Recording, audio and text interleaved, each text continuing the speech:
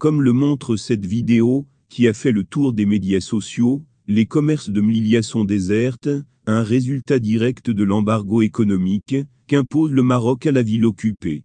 Les deux enclaves au nord du Maroc connaissent une crise économique accrue depuis que le royaume a banni le commerce de contrebande. La crise a dégénéré depuis l'affaire de Brahim Rally, reçu par l'Espagne, sous un faux passeport et une identité algérienne. Ceuta et Melilla vivent une crise économique sévère depuis la fermeture des frontières avec le Maroc, le 20 mars 2020. Les deux villes n'en peuvent plus de cette situation qui a entraîné l'arrêt du commerce informel, dont profite la majorité des populations.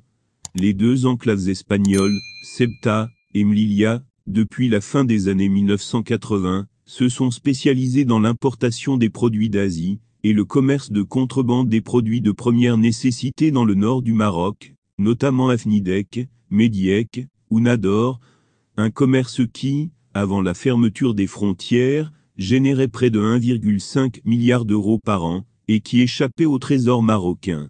Ce qui a amené les autorités marocaines à fermer, le 1er août 2018, la douane commerciale de Melilla, sans en informer Madrid.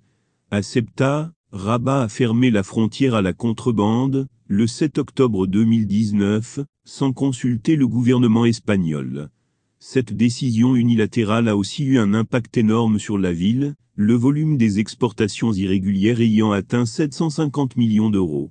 Les élus et la société civile de Ceuta et Melilla n'ont pas manqué de dénoncer cette tentative du Maroc d'asphyxier économiquement les deux villes.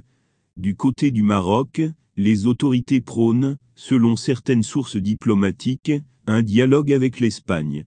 Mais, la réalité montre que la tension entre les deux gouvernements est vive.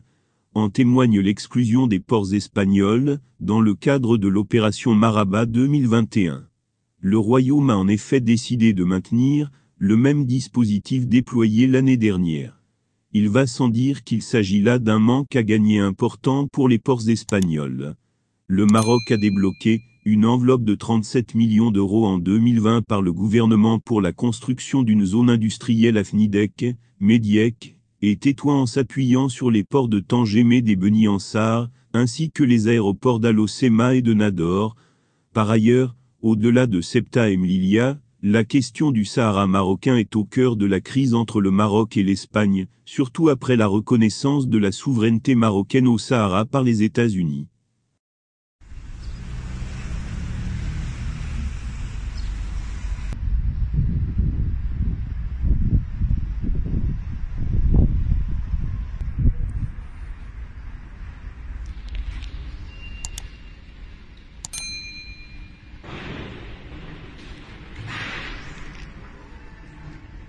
Le port d'Algésiras, qui regorgeait de MRE en ce début d'été, est complètement vide aujourd'hui.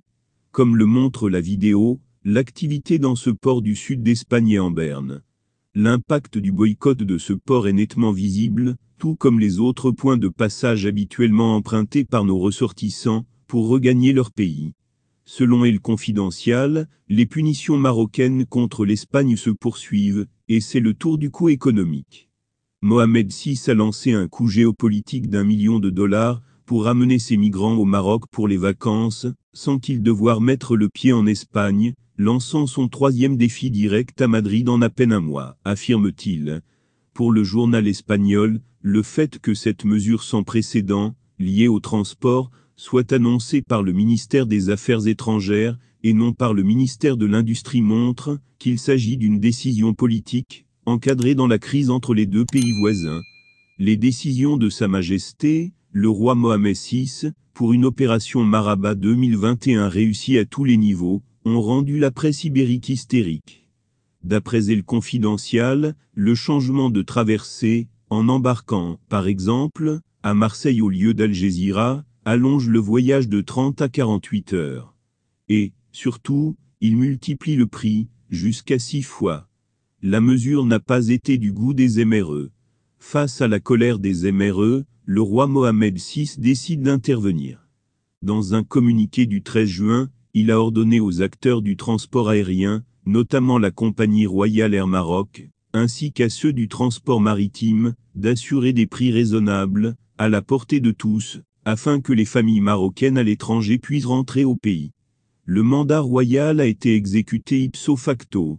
Le lendemain, la direction de la marine marchande a annoncé dans un autre communiqué que, conformément aux instructions royales, la traversée aller-retour, 4 personnes avec une voiture, de la France ou de l'Italie vers un port marocain, ne coûterait que 995 €. D'autre part, selon le journal ibérique, la décision royale n'est pas légale. En ordonnant aux compagnies aériennes de proposer des billets à des prix raisonnables aux familles marocaines, le Maroc commet une ingérence dans le marché qui contredit l'accord aérien de 2018 entre le Maroc et l'Union européenne. Celle-ci stipule qu'il doit y avoir une concurrence loyale entre les entreprises. L'ARAM, subventionnée pour offrir des billets bon marché, ne lutte pas à armes égales avec ses rivaux. À cette première objection juridique s'ajoute une discrimination, potentiellement illégale, car ces réductions ne sont destinées qu'aux familles marocaines, et non par exemple, aux touristes européens qui veulent partir en vacances au Maroc. Il reste à voir si les compagnies aériennes européennes desservant le Maroc feront appel des remises du Maroc devant les tribunaux, a-t-il ajouté. On précise que les propos de discrimination, avancés par El Confidencial, sont erronés, car cette tarification exceptionnelle a été lancée au profit des MRE, mais elle concerne également toutes les personnes en provenance de l'étranger, étudiants, touristes, expatriés résidant au Maroc et africains. 5 ports andalous, Algeciras, Almeria, Malaga, Tarifa et Motril, ainsi que ceux de Ceuta et Melilla, subiront une baisse de leurs revenus. De même, les compagnies maritimes qui exploitent les routes entre l'Espagne et le Maroc seront gravement touchées. Selon la Confédération espagnole des entrepreneurs de stations-service, les stations-service, où les immigrants transhumants se sont ravitaillés, perdront environ 100 millions d'euros, signale le média espagnol. Ajoutant qu'en 2019, dernière année où l'OPE a fonctionné à plein régime avant la pandémie, près de 1,6 million de Marocains résidant en Europe, à bord de plus de 370 000 véhicules, ont traversé la péninsule à l'aller et au retour, et ont embarqué dans les ports. 10 entreprises ont été condamnées à une amende, après qu'un certain nombre de producteurs alimentaires d'Almeria ont été accusés d'avoir réétiqueté des produits marocains bon marché comme espagnols.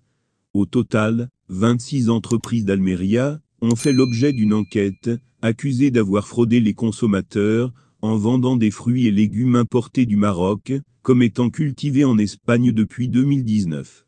Les autorités ont jusqu'à présent infligé des amendes à 10 entreprises, reconnues coupables de la pratique, selon laquelle des entreprises espagnoles profitent de la main-d'œuvre moins chère au Maroc, pour importer des produits à bas prix en Espagne, avant de les commercialiser comme étant cultivés en Espagne, et de les vendre à des prix plus élevés, dupant ainsi le consommateur, et prendre des emplois dans l'économie locale.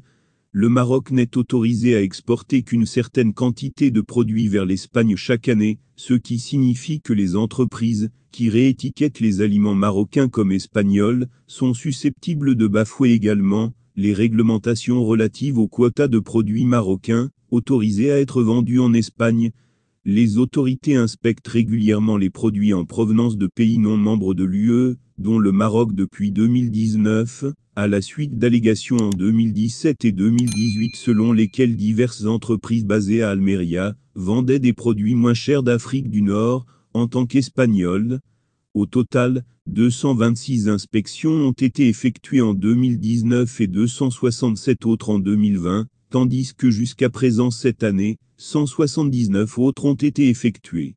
Ces contrôles ont donné lieu à 26 enquêtes en cours, dont 2 en 2019, 11 en 2020 et 13 en 2021, et 10 amendes ont été infligées.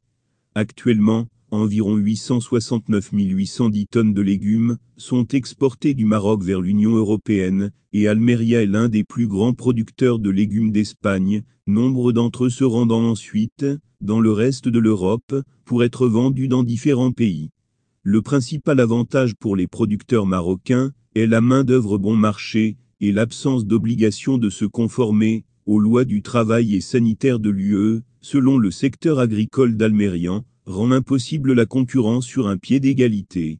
Les eurodéputés espagnols mènent depuis plusieurs mois une offensive contre les fruits et légumes marocains importés par l'UE.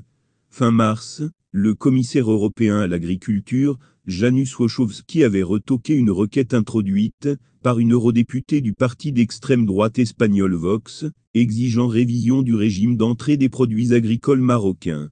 Si le commissaire a retenu que les exportations de fruits et légumes du Maroc ont augmenté de 33% en volume et 40% en valeur ces dernières années, il a tout simplement déclaré que la Commission ne prévoit pas dans l'immédiat